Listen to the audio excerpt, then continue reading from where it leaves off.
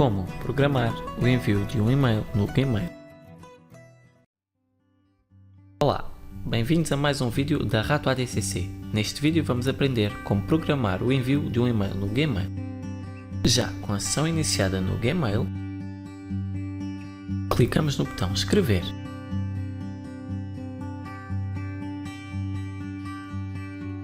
Escrevemos o assunto e inserimos o destinatário.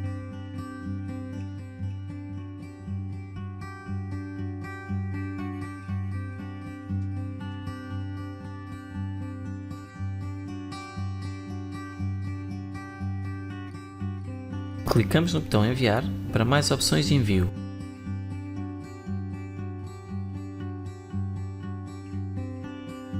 Abre-se o programador de envio e escolhemos a data pretendida.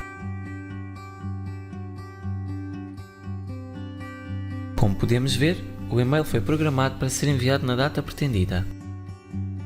Espero que tenham gostado. Para mais vídeos sobre o Gmail, entre outros, vejam o nosso canal. Obrigado!